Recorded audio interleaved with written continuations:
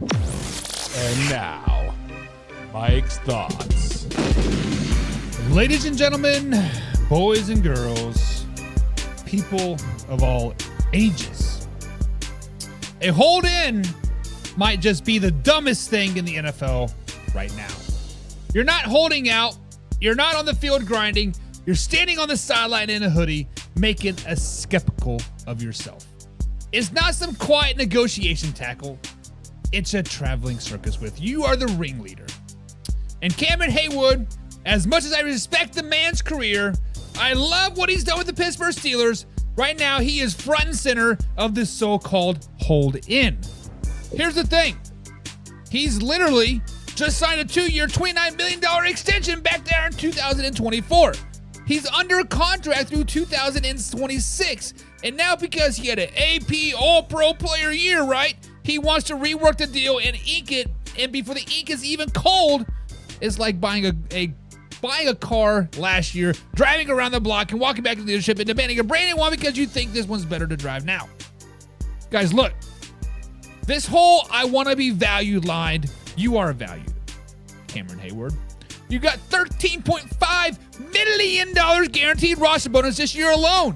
But instead, you quietly working behind the scenes. You turn training camp into a sideshow. Players are warming up, coaches running drills, fans watching from the stands. And you're sitting there jogging in place, chatting with reporters while the rest of the team is sweating it out. It's a bad look. It's a selfish look. The Pittsburgh Steelers are a franchise built on toughness and team first mentality. The whole hold-in thing, it's the opposite. You're just hurting your negotiations. You're painting yourself a story instead of a team week one matchup against the New York Football Jets. And that's how you make yourself a distracted leader. Guys, Cam Hayward, get your ass to camp, figure yourself out. Cue that intro. Are you ready for the best damn NFL show on the planet? Man Hour Nation, rise up. Yeah, hey, let's go. Hitting that gridiron, we going hard, we running the plays. You know the vibe, only the strong survive. Gotta keep your head in the game. Talking NFL, uncut, straight raw, steady bringing that sauce. We about to take off, get it hype. This man, our sport talk. Yeah, from the quarterback to the lineman, everybody bringing heat. You don't really wanna try them. Hey, who gon' win? It's a battle of the giants. This show is the flyest. Nobody can deny it. This is Man Hour. Sport Talk. Man Hour. Sport Talk. What team you reppin'? We keep it interesting. Who caught another down? Who got that interception? This is Man Hour. Sport Talk. Man Hour. Sport Talk. What team you reppin'? We keep it interesting. Who caught another down? Who got that interception? Let's go. What is up, Man Hour Nation? Michael Buckott here with the Man Hour, guys, and welcome to Man Hour NFL Talk, guys. Your go-to spot for live, raw, uncut NFL talk, and I'm so glad you're with us here today. Before we dive into today's action, guys, let me tell you a little bit about manhourradio.com. That is where you can grab all the exclusive merchandise, check out the latest blogs, and stay up to date everything that we're doing over here at the Man Hour Radio. So if you're repping the Man Hour, guys, that is the place to do it. Do not forget to hit the like button, hit the share button, and of course, subscribe down below. This is the best way to stay connected. This is a live, interactive show. But wait, guys, there is even more. There's more. You can become a pigskin pundit. That is our members-only community. We get free entry to all of our weekly NFL pick'ems. You get exclusive merchandise, and you get extra access to the live streams as well. Members-only afternoon drives, a.k.a. So if you wanted the full Man Hour experience, you guys sign up to be the squad. Now remember, this is a live, interactive show, so make sure you comment down below. I want to hear from you, Jim Powell. I want to hear your thoughts, Sadie. And I want to hear your opinions, my man, the myth, the legend, Alpha Rob. Before we get too carried away, we got to welcome Mr. Jim Powell in the chat. He says he got some poop on your wall. Jimmy, that's no poop, man. That is a championship. That's a championship. That's a championship. It's championships, baby. I know as a Raiders fan, Jim. I know as a Raider fan, you don't get to see a lot of championships in your realm. But hey, you know what? I'm a Kansas City Chiefs fan, and I'm going to live it up, baby. We also got my man, Alpha Rob, in the chat today. What is up, Alpha Rob? Hope you're having a good old day, brother. Having a good old day. And we got Sadie in the chat today as well. She says, good evening from Foley Beach, South Carolina. Sadie, I am a weather nerd, and I just watched the forecast, and you got some potential hurricanes heading that way in about 10, 15 days. So be safe down there, button down the hatches, and of course, be safe as always. Jim Powell says, my high school coach made us go to the laboratory all the time for camp. The Latrobe, I don't know. I used to ask the O-line how good Howie Long was if they knew who he was, whipping them against them. Howie Long wasn't very good. Howie Long wasn't very good. I'm kidding.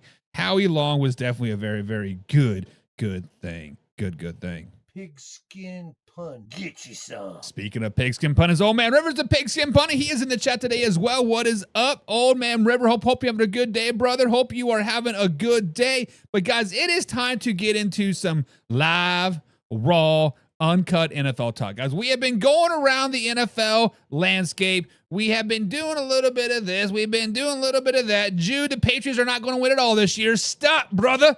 They're not going to win it all. But guys, we are going to continue our track across the NFL landscape, and we're going to head over to the one and only NFC West. That is the Arizona Cardinals. That is the LA Rams, the San Francisco 49ers, and of course the Seattle Seahawks as well. But guys, with that being said, it is time to jump into it. It is the time to talk about the one and only Arizona Cardinals. Guys, with that being said, guys, I have high expectations for the Arizona Cardinals. Just 3 months ago, guys, I've had them as pegged as a 10-win team. I feel like they nailed the draft. I feel like they nailed this offseason, and I feel like they've been keeping getting better and better and better and better. But here's the thing. I messed up my chat. I messed up my thing here. So give me a moment, guys. This is live, raw, uncut. I copied down the Minnesota Vikings score instead of the Arizona Cardinals. The Minnesota Vikings guys were last week. So let me scroll over to this here. See if I can do a little bit of this, do a little bit of that. There we go. There that is.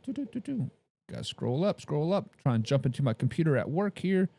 That is later. Bear with me, guys. This is a live, raw, uncut show. It just sometimes mistakes happen. But luckily, I started reading before, is that what we're looking at? All right, guys. So there it is. So let's go ahead and restart this, guys. That is my bad. That's my bad. We finally got the Arizona Cardinals, guys, and let's just jump back into it, right? Guys, earlier, 3 months ago, I did have the Arizona Cardinals pegged as a 10-win team. I thought they were going to do some good things. I thought they were going to be the man's myth, the legend out there. I thought they were going to actually upset a lot of people out there in the NFC West.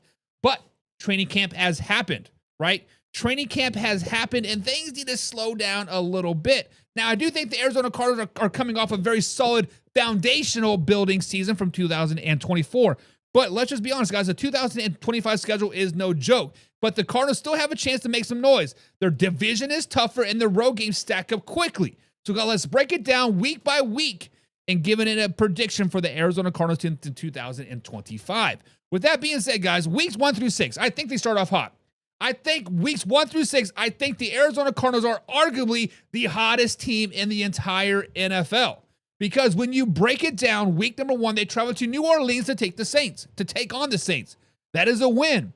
Opening on the road in New Orleans is going to be tough, right? But I like the Cardinals coming out coming out sharp and grabbing that W, mainly because of the Saints quarterback situation. We don't know what's going on in New Orleans. Is it going to be Spencer Rattler? Is it going to be Stroke? Is it going to be Hainer, right? We don't know. And I don't think the world knows, and I don't think they're going to be ready for week 1. Then week number 2. Home opener. At home, take on the Carolina Panthers. This is yet another win, guys. Back at home facing the Panthers. And, guys, the Cardinals show their strength, and they start to roll on. They start to get hot. They are clicking on all cylinders right now. And it carries on to week 3 when they're on the road taking on divisional foe San Francisco 49ers. Guys, this is a huge early test in the division, but I think the Arizona Cardinals pull out a close road win, giving them a 3-0 start. Look out, baby, because they coming, they cooking, and people are starting to chatter about them. And guess what? Week 4, they give them more to chatter about. Thursday Night Football at home taking on the Seattle Seahawks. Primetime showdown at home. Guys, the Cardinals held out the Seahawks in a thriller. Yes, I know it's a real thriller on Thursday Night Football, but I think it's going to be a great game. And guess what? Week 5, the train keeps on going. At home, take on the Tennessee Cardinals, right? The Cardinals dominate a weaker Titans team at home, giving them a 5-0 start. This is tough because week 6, they're back at home yet again. And they keep on rolling. And another solid home win, this time over the Indianapolis Colts. They start the season 6-0. Things are looking great. They are arguably one of the best teams in the NFC. They're like, everybody's talking Super Bowl. Everybody's talking Kyler Murray MVP yet again. They're talking Marvin Harrison Jr., top 5 receiver in the NFL. Everything is clicking. But guess what? Here comes week 7, baby. And this is where the struggles begin. Week 7 through 11, they struggle to find wins. They needed a much-needed bye week coming up, but week number 7, they play the Green Bay Packers. This is a loss. The first loss of the season coming to the Green Bay Packers. Guys, the Packers defense is just way too much for them. And by the way, the Green Bay Packers played great in Phoenix, and that's exactly where they play. Week 8, a bye week. A much-needed bye week, right? They are 6-1. They are talk of the town. They just took it on the chin from the Green Bay Packers, but guess what? Week 9, they come out of the bye on primetime. Monday Night Football taking on the Dallas Cowboys in AT&T Stadium. Guys, primetime game in Dallas, and the Cowboys hold serve, giving them the second loss of the season, second loss in a row. But guess what? The struggles continue because week 10, they're at Seattle taking on the Seahawks. The Seahawks defense shuts down the Cardinals on the road, revenging that earlier loss in the season. 3 losses now in the row. And guess what? Week 11, it does not get any easier. Tough divisional games versus the San Francisco 49ers. Yet another loss. Giving them 4 losses in a row, mixed in with the bye week, guys. People have quickly forgetting about the Arizona Cardinals, about how great they were. They were 6-0. All of a sudden, they're 6-4 now going into week 12. Now, I think weeks 12 through 15, they bounce back a little bit, right? They are not going to lose 4, 5, 6 games in a row. They do bounce back versus the Jacksonville Jaguars team that gives the Arizona Cardinals a big boost going into the momentum because their games start getting fast and furious here because week 13, they travel across the continental United States to take the Tampa Bay Buccaneers. Guys, the Buccaneers are a really, really good team. We are breaking down the NFC South tomorrow. They are a good team. They lose to the Tampa Bay Buccaneers, giving them yet another loss. But then week 14, they're back at home playing the LA Rams. Guys, this game is going to shock everybody. The Rams are flying high. The Cardinals are skipping by the bottom of the barrel at this point, but I think they win against the LA Rams at home, keeping their playoff hopes alive. But then week 15, they travel back to the state of Texas to play the Houston Texans, and the road struggles continue with the loss in Houston. That is tough. That is tough because right now they are battling for the playoffs lives. For right now, they started off 6-0. Now they're only sitting at 7-8 wins. Right now, they're not a very, very good football team. But week 18 through 16 through 18, it's a tough finish. The last month of the season is tough for the Arizona Cardinals because they're at home taking on the Atlanta Falcons. Guys, the Falcons hand the Cardinals a tough home loss to give them yet their 9th loss of the season. Sorry, 8th loss of the season. Week 17 does not get any easier because they play the Cincinnati Bengals at Cincinnati. Guys, the Cincinnati Bengals are always a tough team toward the end of the season. They suck at the first part of the season, but the last part, look out. They go into Cincinnati, and it's a brutal matchup, and they get beat down early. Week 18, they finish the season on the road, taking on the LA Rams. The season closes with a loss on the road to the LA Rams, giving them an 8-9 record. Guys, I just had the Cardinals pegged as a 10-win team just a few months ago, right? Just a few months ago, guys, they were a 10-win team in my eyes. They were going to upset some people. But now, I have them as an 8-win team. What has changed? What has changed?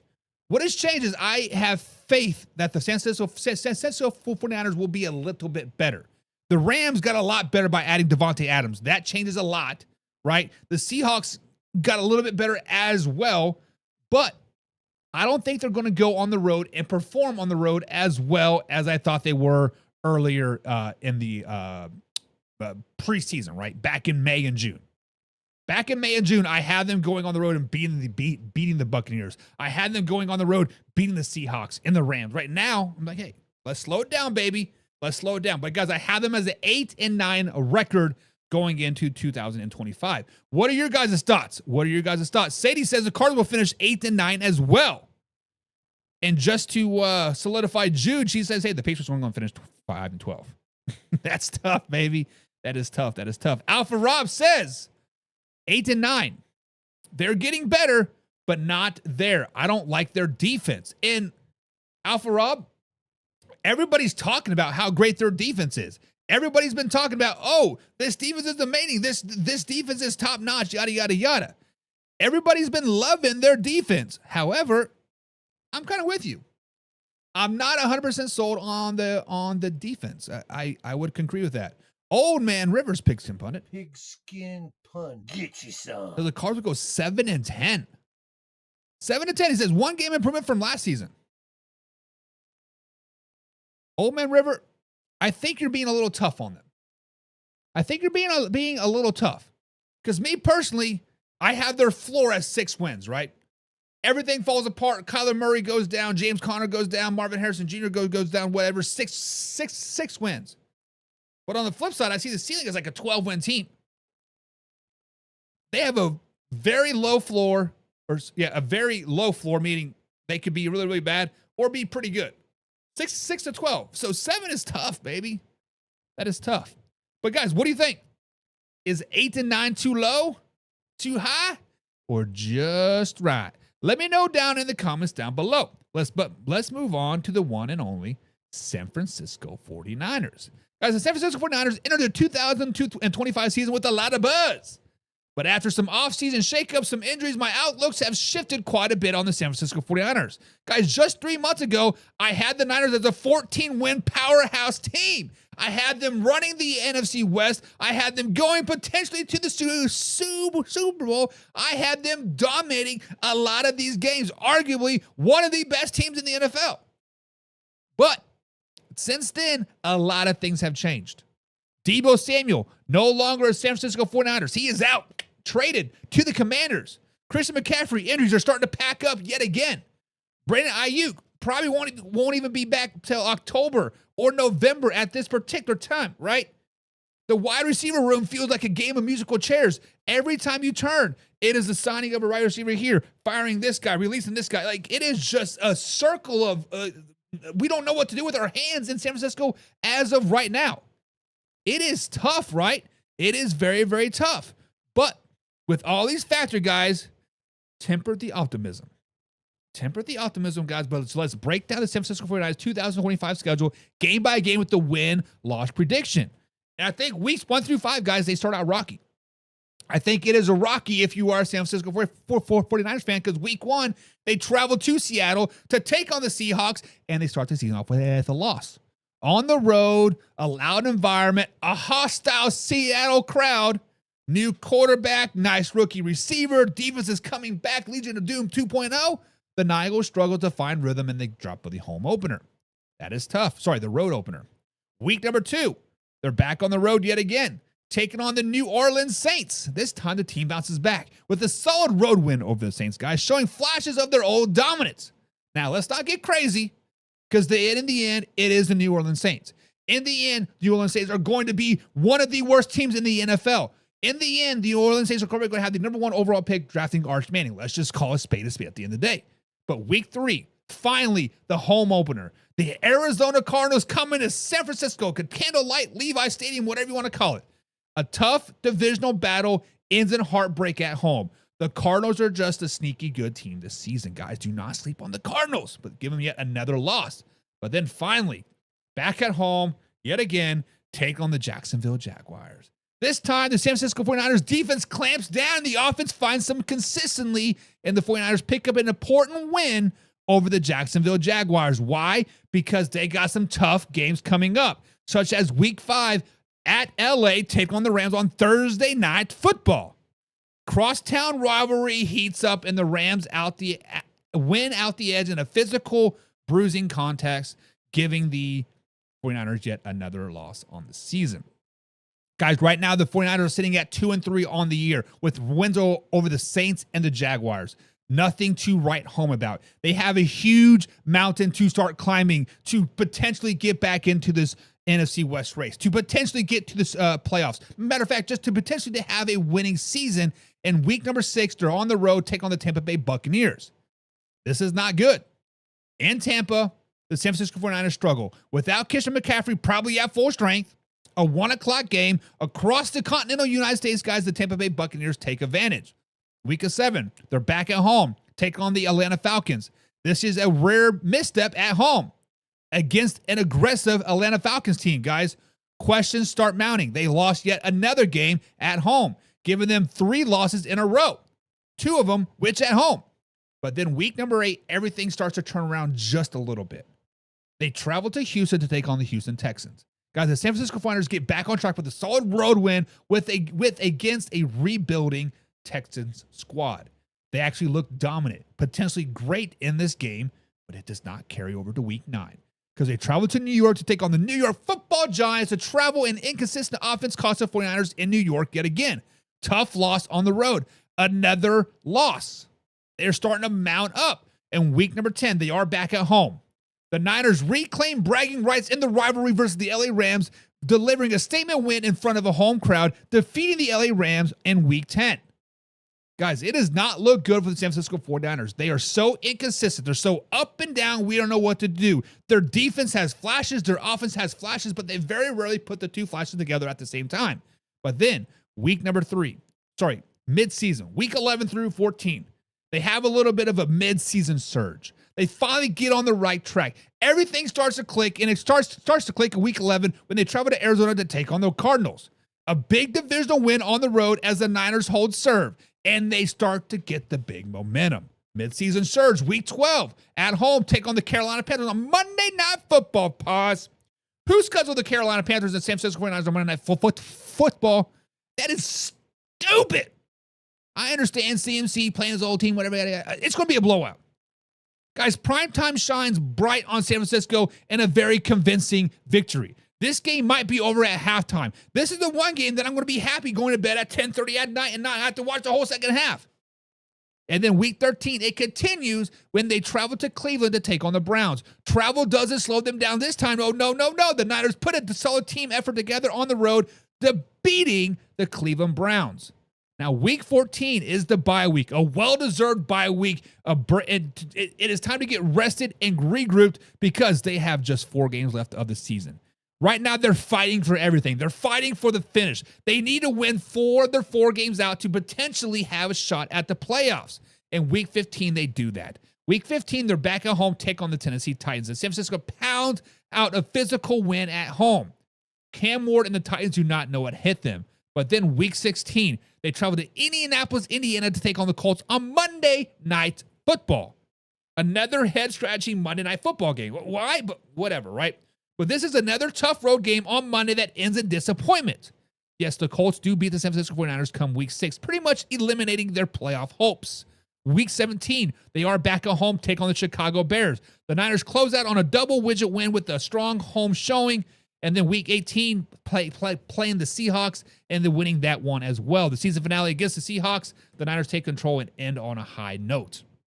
So, guys, right now, I have the San Francisco 49ers not as a very good team. I have them as about a 10-win team. That's about it.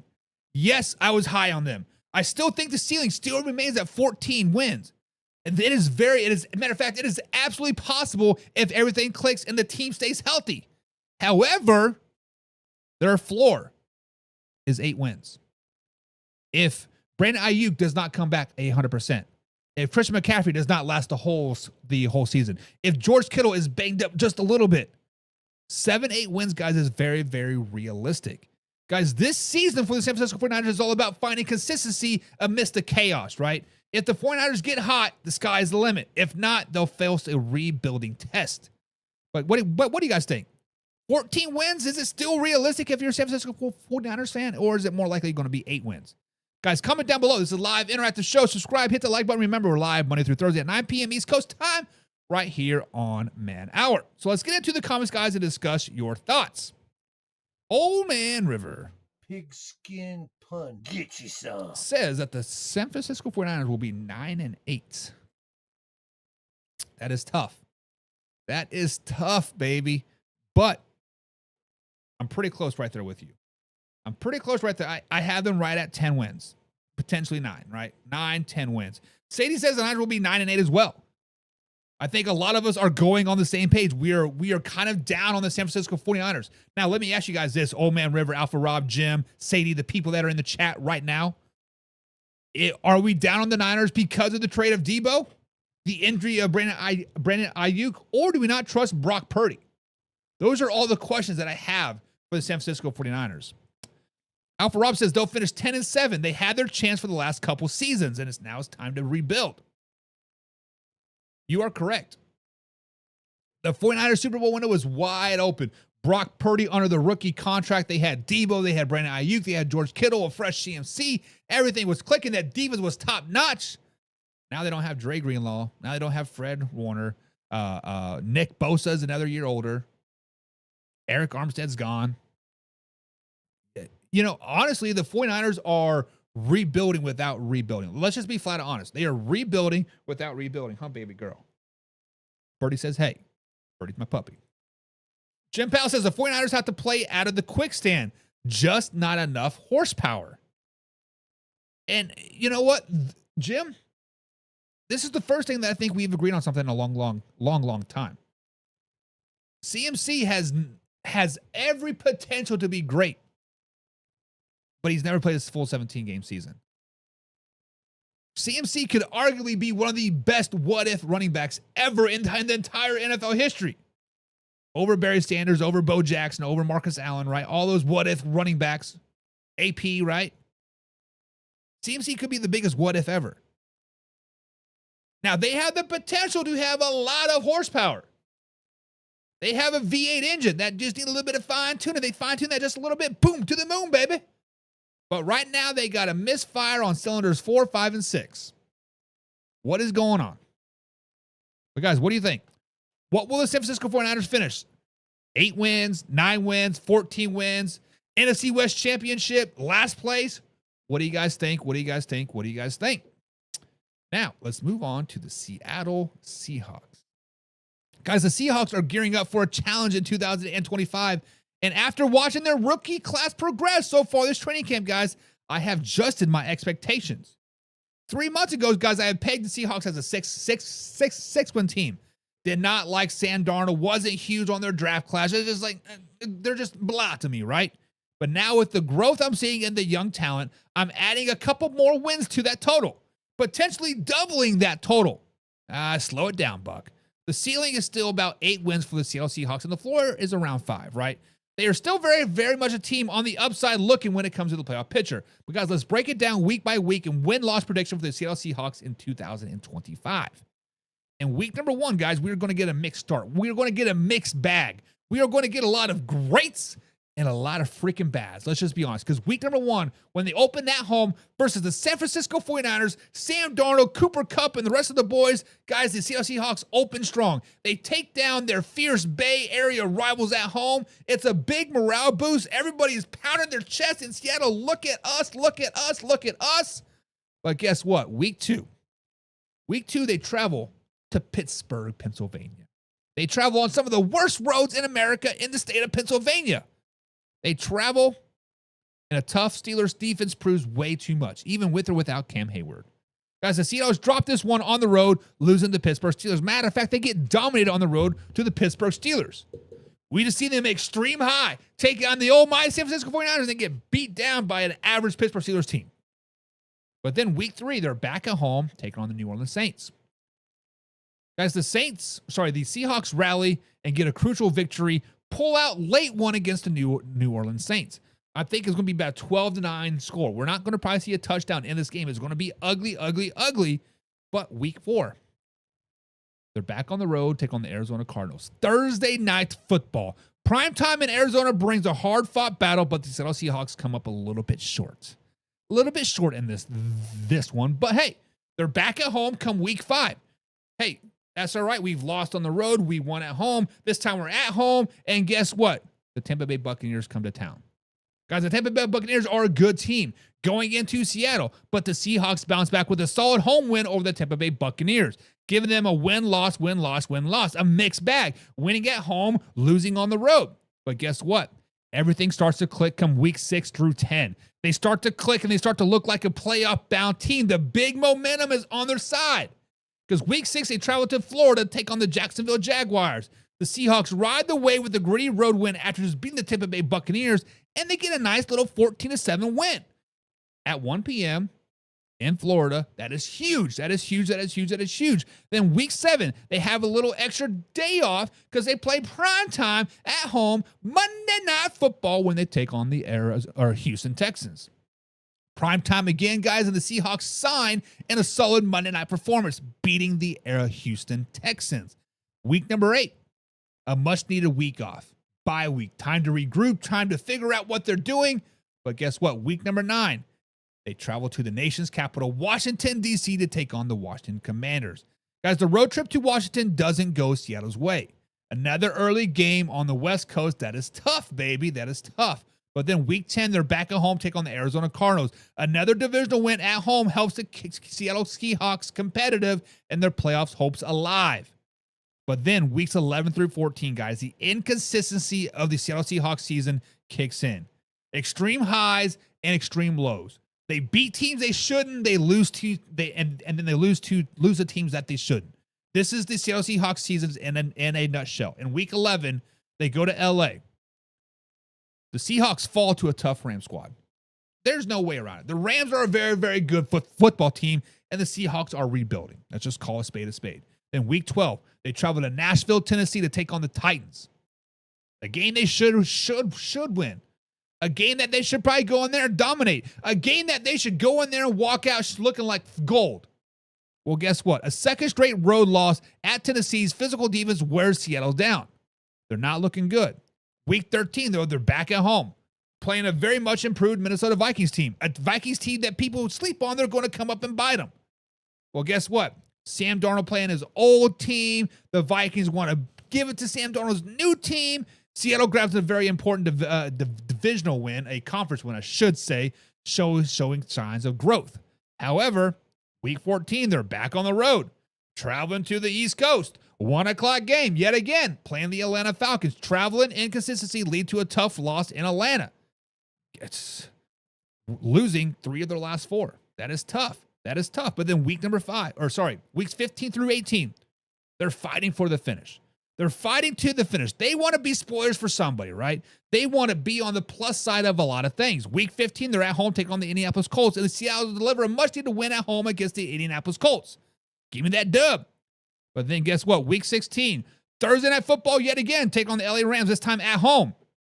Late season primetime game doesn't go their way, and the Rams get the season series. Week 17, they travel back to the East Coast to take on the Carolina Panthers yet again. Another 1 o'clock primetime, or another 1 o'clock game. The Seahawks struggle on the road in Carolina. They have a lot of East Coast 1 o'clock road trips. That is tough. Week 18, they're back on the road, taking on the San Francisco 49ers. A tough season finale loss in San Francisco ends in defeat. So, guys, the season recap for them. Guys, the rookie class is showing good promise and being basically going to be the energy for the Seahawks game plan in 2025. Still, the Seahawks remain a team on the fringe, battling inconsistency and a tough schedule. If their young players can continue to develop and veterans can stay healthy, hitting 8 wins and pushing for a playoff spot isn't out of the question. However, this is the reality. The reality is, guys, it could be a 5-win season. The reality is that they could be a losing team. The reality is they might get blown out a lot of games. But what do you guys think? Is 8 wins for the Seattle Seahawks too optimistic or about just right? Can the rookies push Seattle into playoff competition? Drop your thoughts down below. It's a live interactive show. Subscribe, hit the like button. Remember, we're live Monday through Thursday at 9 p.m. East Coast time. Let's get into your comments. Sadie says the Seahawks will finish 8-9. Right there with you, girl. Right there with you. Alpha Rob says 7-10. Darnold will be Darnold. We know, trash. So let me ask you this there, Alpha Rob. You obviously do not like Sam Darnold. You got to see Sam Darnold very much so in the AFC East when he was there many, many years, right? What, 3 years? I think he was there. Bounced to the Carolina Panthers, went to San Francisco 49ers, obviously had success in Minnesota. Now he is in with the Minnesota Vikings. Let's say Sam Darnold is trash.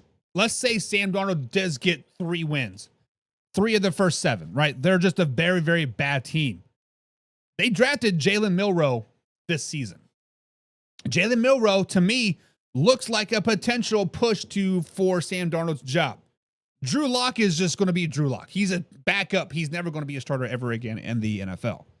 If they make a change from Sam Darnold, it will go to Jalen Milroe. That's just what it is. That is what I think. So at what point of the season do you bring in Jalen Milroe? During the bye week? Early in the season? Start week 1? Because the bye week is week 8. They play the 49ers, Steelers, Saints, Cardinals, Bucks, Jaguars, Texans the first 7 weeks. Very easily, they could go 2-5. 1-6. That is tough. That is tough. I say if they are a losing team, 2 wins, let's put a caveat on it. 3 wins or less going into the bye week, we will see Jalen Milroe, yes, Old Man River, from the Alabama. Roll Tide. Right? Roll Tide. Weapon X78 says Kenneth Walker III needs to stay healthy. Not wrong, Jeter. Not wrong, my man. You know what? Everybody on the Seahawks has to stay healthy. Charbonnet, Kenneth Walker, Cooper Kupp, he needs to stay healthy. They need to find a tight end, right? They just released Noah Fant, which he's with the Bengals now, right? Defense needs to stay healthy.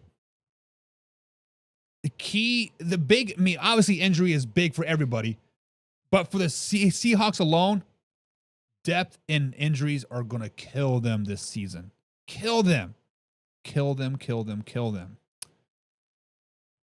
Weapons X78 says week 5 is when we'll see Jalen Milroe. Week 5. That is a little too early. I think that's a little too early to pull the rug out from Sam Darnold because you gave him a 2-year, $70-some-odd million deal, right? He is your guy. That's the guy you wanted. That's the guy you brought in to mentor Milroe. I say you got to wait till at least after the bye week. Give him 8 weeks. Give him 7 games. Give Milroe that extra week to prepare because when coming off of the bye week, right? They do play the Washington Commanders, a tough Washington Commanders at Washington. That's a Sunday night football game. Week 3 says Old Man River. Listen, if you're going to start, first of all, pigskin pun, get you some. If you're going to give Sam Darnold 2 weeks to be 2-0 or 0-2, you might as well just start Milroe from week 1 from the Alabama. Just start on week 1. Start on week 1. Call it a day. Cut your losses. Right? Sam Darnold, he could go to Cleveland. They need a 7th quarterback. Why not? Sadie says, I think Sam Darnold will play the entire season. Now we got some logical speaking here. Sadie right now is the woman on the show. She is the most logical thinking here. Men don't think logically. We think with our not our heart. Like we think with our hearts, not our brain, right? Sadie's like, hey, Seahawks paid Sam Darnold $78 million for 2 years. Yes, they did draft Jalen Milroe. But right now, he's 3rd string. Right now, the man's 3rd string. We haven't seen nothing. He's a 3rd round pick. Let him sit on the bench. Let him learn. And then maybe, just maybe, next year we'll see Jalen Milroe. Sadie says, slow it down, baby. And I have to admit with Sadie, we need to slow it down, baby. I think we'll see Sam Darnold all season long. Unless the season obviously gets way out of hand. We're 2-13, 2-11, right? It is what it is. And the Old Man River says Sam Darnold goes down week 2 out for the season. Do not wish injury, my man. Somebody put Old Man River in timeout. You know better than that. We don't ever wish injury here on the Man Hour, brother. This man, somebody come get your boy. He goes down with the injury. Come on, man. Come on. You are just mad because the Raiders didn't get Sandor. You were stuck with Geno Smith. Geno Smith's little whack ass. Nobody likes the Geno Smith. Nobody likes him. That's why the Seahawks said get out of town. That's why the Seahawks are paying the same amount of money they're paying Sandor that they want to pay Geno Smith. Nobody wants Geno Smith. Old Man River. Get him out of here. Nobody wants to be a Raiders fan. Nobody likes Genty, Mr. Negative 1 yards himself. Nobody wants old Max Crosby. Sheesh. Raiders won the West. The Raiders didn't win the West. Okay, yes, the Raiders did win the West 25 years ago. Congratulations.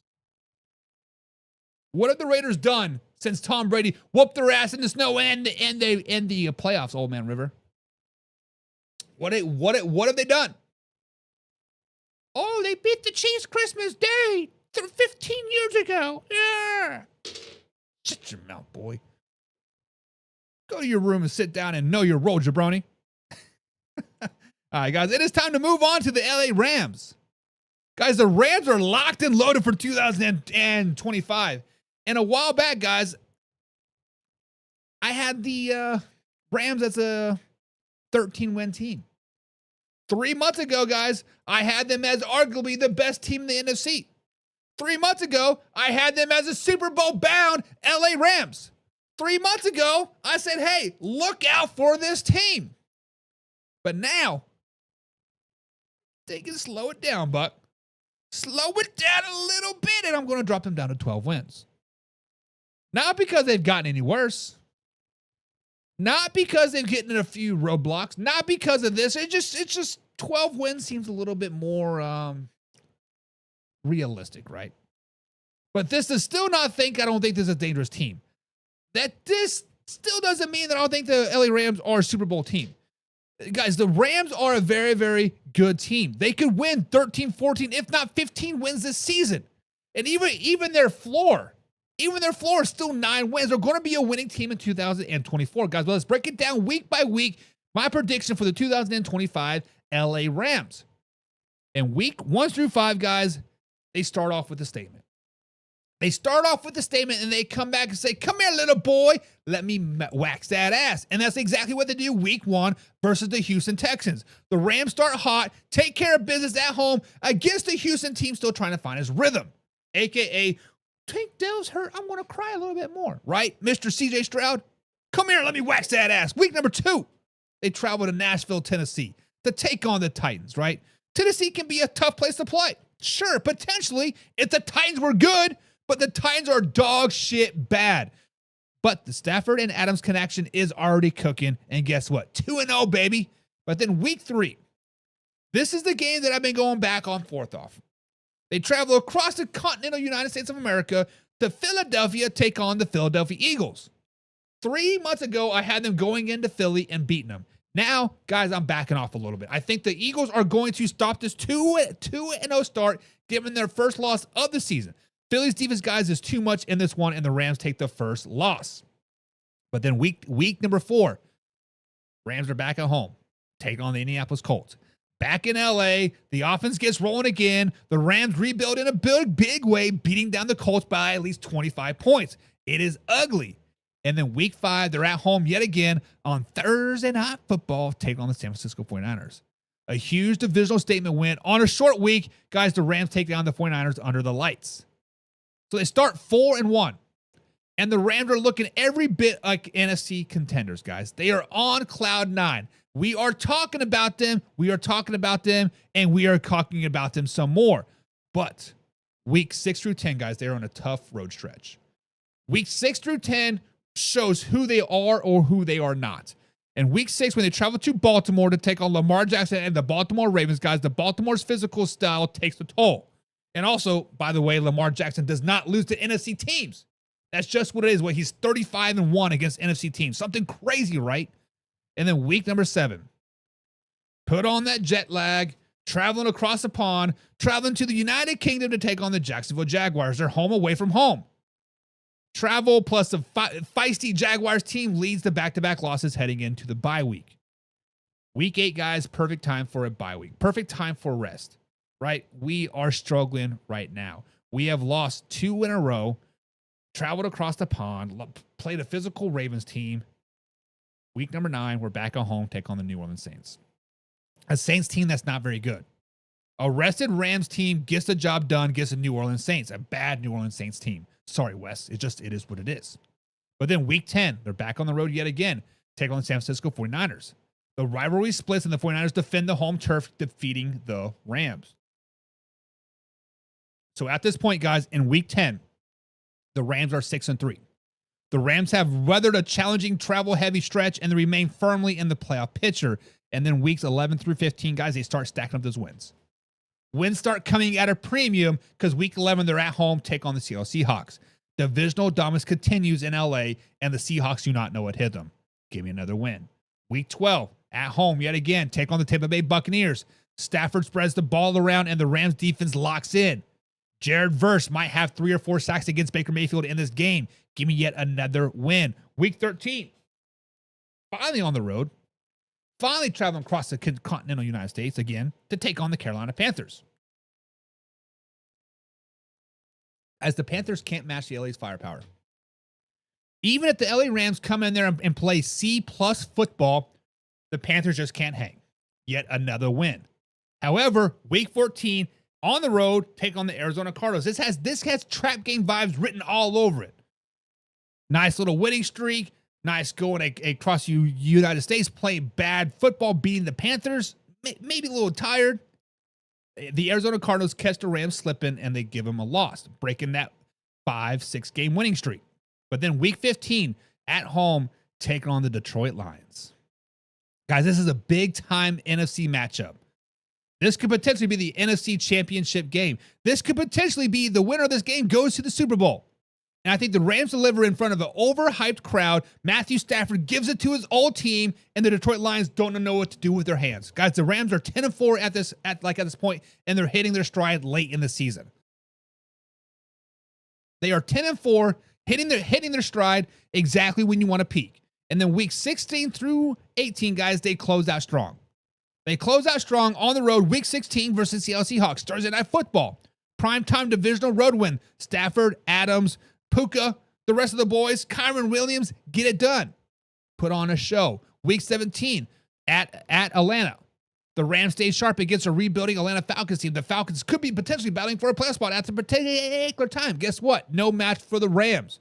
And then week 18, they win yet another game in a row, giving them 4 wins in the row to finish the season out strong with the win over the Arizona Cardinals. Guys, I have the Rams being at 12-5. The Rams have one of the highest ceilings in the NFC. Adding Devontae Adams, guys, makes this passing game lethal. And if Stafford stays healthy, key point there, if Matthew Stafford stays healthy, this team can compete for a Super Bowl. Yes, there are a couple tricky stretches there, right? The schedule does them no favors with travel, but they have the roster to handle. They have the veteran leadership to handle. They've been there. They've done that. But what do you guys think? Is 12 wins too high? Or do you see the Rams hitting that 13-win ceiling still, right? Guys, drop your thoughts in the chat. Live interactive show. Hit the subscribe button, guys. Remember, we are live Monday through Thursday at 9 p.m. East Coast time. So let's get into those comments. Let's get into those comments. Old Man River says 11-6 for the LA Rams. Where do we differ, Old Man River?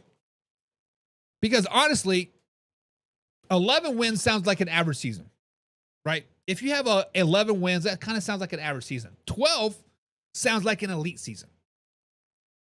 Now, I know it's just one win, but let's just be honest. 11 sounds average, 12 sounds superior. So where do we differ? Jeter says, what's the deal with Matthew Stafford? The deal with Matthew Stafford is he's 38, 39 years old. The deal with Matthew Stafford is he's got his ass whooped in Detroit for a very, very long time. The deal with Matthew Stafford is he has a sore back. He was at practice today. He did not practice, but he was at practice on the sidelines, throwing the ball around a little bit. Rumor is that he will be ready by week 1. Probably won't play any of the preseason to protect that back. Now, we know last year he had shoulder issues. The year before that, he had finger issues, right? Matthew Stafford is a walking IR. However, he is very, very durable, and you always see him week in and week out. When the game is on the line, Matthew Stafford will be in there. When it is time to play real football games, Matthew Stafford will be in there. When it is time to shine underneath the brightest lights, Matthew Stafford will be there. That's just who he is. I think Jeter said something about the Rams getting payback on the Eagles.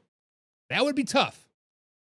That would be tough because I have, depending on which version you want to listen to, 3 months ago, I had the Eagles starting off 0-3 with the Rams beating them as their third game because the Eagles were losing to the Cowboys, losing to the Chiefs, and then losing to the Rams. But on the flip side of that, I still have the Eagles losing to the Cowboys, beating the Kansas City Chiefs. So if they beat the Kansas City Chiefs, it could be very, very, very much be a hangover game, and you could be right. You 100% could be right on that. But we will see. Alpha Rob says 12-5. Their defense would be better, especially with Jared Verse. Exactly. Last year, we all kind of anticipated their defense taking back with old Aaron Donald retiring, potentially at his prime, right? They actually took a step forward, I think. I think the Rams defense got better, and they're going to get better. And that's why I initially had them as a 13-14 win team. I thought their defense was going to carry them. But with the Matthew Stafford issues, it is what it is. End of the day, it is what it is. All right, guys, so it is time for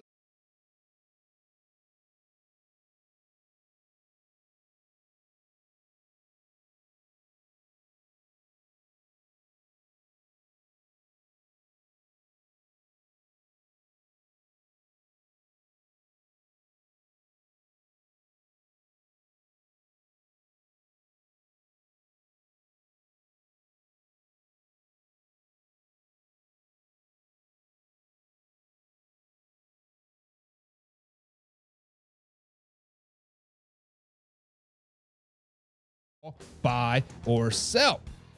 Guys, buy or sell, we are going to talk about the Tennessee Titans. We are going to talk about the Tennessee Titans and most importantly, Tajay Spears. Guys, the Tennessee Titans will be a 2-win team if Tajay Spears is out in 2025. Guys, the Titans have many, many holes. From receiver to defense to offensive line to potentially quarterback. They have a lot of holes. But it seemed like ever since Tony Pollard and Tajay Spears were on the Titans, since King Henry departed, we thought this was a staple in their stable.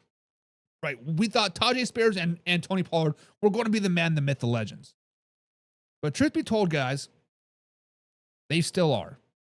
And that is why I'm selling this. I'm just not selling it, guys. I am sending it straight to the clearance rack. Guys, here's the deal. Yes, Spears is hurt. High ankle sprain in the preseason opener against the Tampa Bay Buccaneers. He left on crutches with the boot, and Brian Callahan says he's going to miss the rest of the preseason. That's not nothing. Guys, Tajay Spears is explosive, and he's supposed to be the big part of the bounce rushing attack this year with Tony Pollard. But here's where I think people are starting to overreact just a little bit. Now, let's just be honest. The Titans are going to be a 3-4 win team anyways. But I do not think the 2025 Titans are going to be a very run-heavy offense. I think this offense is going to lean on the passing game, period. They brought in weapons. They got a quarterback that they believe in. And even with Tajay Spears healthy, Tony Pollard is still the RB1. Guys, last year, Tony Pollard had 260 carries. Spears, guess what? 84. Not even a quarter of the carries. Spears adds more of a pass catcher mentality with 52 catches in the last season. But losing him for a few weeks doesn't suddenly turn the roster into a 2-win disaster.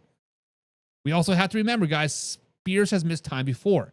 Concussions, ankle, hamstring. He is a walking IR as well. The Titans have played games without him, and they have survived. Callahan's plan is still intact. Pollard will carry the early workload. And, of course, the offense will run through the air, not on the ground.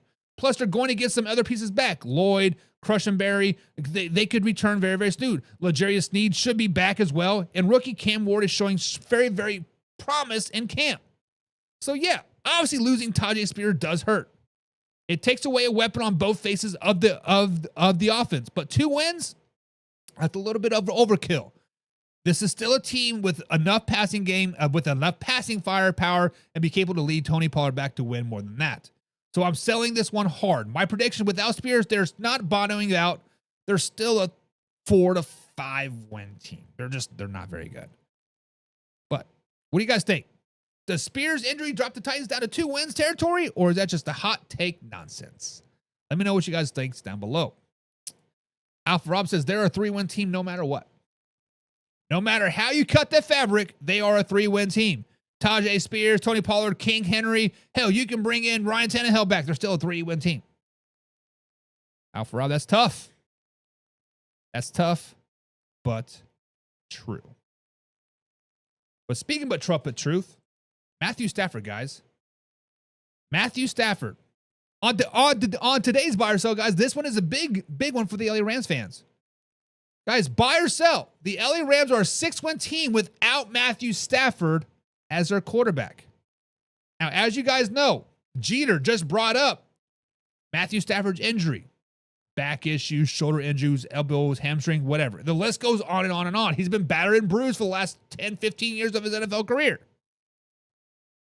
But are the Rams really just a 6-win team without Matthew Stafford? Guys, I'm buying this. And honestly, I'm buying it in bulk. If Matthew Stafford is out, the Rams are not very good. And here is why.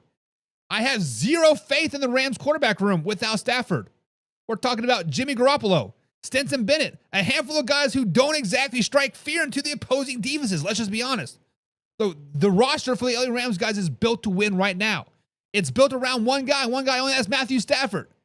If you take him out of the equation and suddenly Devontae Adams, Puka are running around for quarterbacks who can't push the ball down the field the same way they can. Hell, Devontae Adams left Vegas because he didn't want Jimmy G throwing him the ball. I believe the quote was murder balls, right? Guys, the offense changes overnight and is not for the better if you don't have Matthew Stafford. Now Stafford's dealing with the aggravated disc in his back. This week was supposed to be step forward. Sean McVay expected him in individual drills, but after he threw 68 passes on Saturday, but Monday, he was still in street clothes, right? Hanging out there, and they called it Restore and Rejuvenation Day, right? Guys, the truth is Matthew Stafford is hurt. The truth is, without Matthew Stafford on the field, the Rams cannot push for a 12-13 win season. With him, absolutely. Without him, this team is not built for a quarterback carousel. Garoppolo can't manage the game. Maybe he could manage the game, maybe, but that's not leading them deep into the playoffs. Stetson Bennett is unproven. The rest of they're just strictly depth guys, right? Guys, the NFC West with the 49ers, Seahawks, and a feisty Cardinals team, you're not surviving without a top-tier quarterback. 6 wins might even be generous. If Stafford misses a big chunk of time, they could be a very, very bad team. So, yeah, guys, I am buying this. Without Stafford, the Rams go from legit contenders to scrapping 4 wins. They're simply too dependent on Matthew Stafford to keep the offense firing. But what do you guys think? Can the Rams tread water without Stafford, or does the season start stinking without him? Drop your comments down below, guys, and let us know. Let us know.